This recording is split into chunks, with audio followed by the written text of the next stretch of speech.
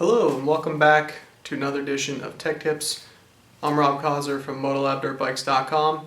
Today we're going to show you how to remove your front forks from this particular bike, which happens to be a KTM, but this generally applies across the board. It's pretty simple. You're going to be surprised just how easy it is. So take your time and use this video as a general guide, and of course always consult your owner's manual for proper torques and or specifics, but we're going to give you a tool list on how the front end comes off this KTM. So we'll give you a rundown of the tool list real quick. Today we're going to need a 27mm socket.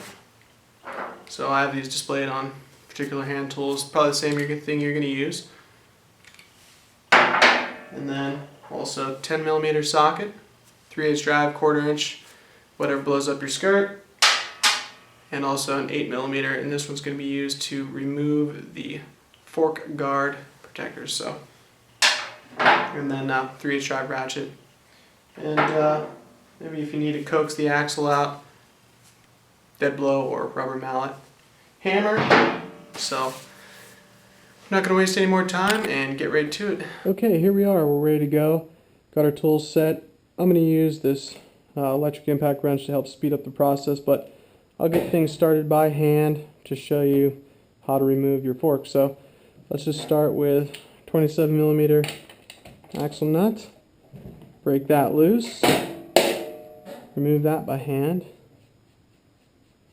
Sometimes you may want to loosen these pinch bolts first. That'll help this come out a little bit easier. Sometimes not. Doesn't matter. So basically what we'll do next, we'll come over and break our 10mm caliper bolts loose. Break those loose. Break our axle nut, our clamp pinch bolts loose. You can see that. Pretty straightforward, not too bad. Alright. And you could either take them out by hand like this, or we could switch to speed mode.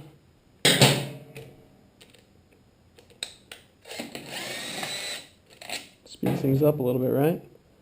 Alright, so we'll just slide our caliper back, just let it hang out there. Make sure you don't touch the front brake. You want to collapse the brake pads. In the event that you do, you could use a flathead screwdriver to gently pry those back apart. We'll set our caliper bolts right there. Loosen up the pinch bolts right there. Come over here. Loosen those up the rest of the way. And if you look on the inside right here, there's a 10mm plastic nut. It's kind of used just so you could just basically push on it. You could use your socket or whatever you have, just don't hammer on it. So basically, I'm going to go ahead and slide your axle out. And then the bike might tip back a little bit, that's fine. Just make sure it's securely up on a stand. Go ahead and roll the front wheel out of the way. If you get it past our brake caliper here. Alright, let's set down the axle. And you can just set it off the side for some safe keeping. Our 10mm. Before we do that, let's switch to the 8 and remove our fork guards.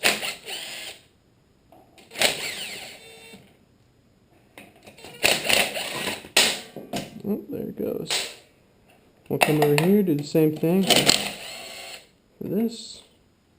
Spin that around.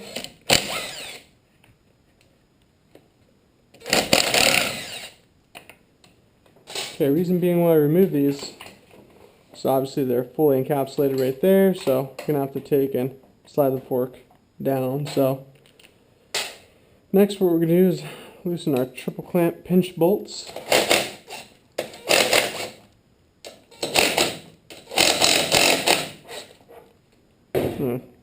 Make sure you have your left hand on there when you do loosen them. It seems to me that I've noticed that On the machined billet triple clamps, the forks want to slide right out nice and easy, right?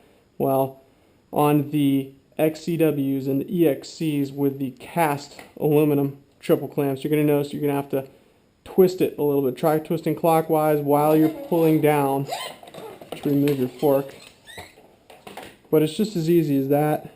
So, came right out, no problemos. It's good. Set that down right there. Come over here, same thing. People might say, well, Rob, you're missing a bolt on your lower triple clamps.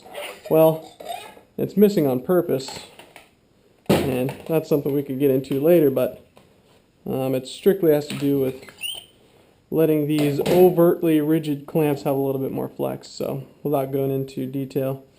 So that's why that's that way. So, and there you have it, my friends. And what I would recommend doing before shipping any fork is to remove the bleeder and put back in your stock screws. If you don't have any stock screws, you could run down to your local Ace Hardware store and he'll be able to set you up with something with an O-ring to replace those.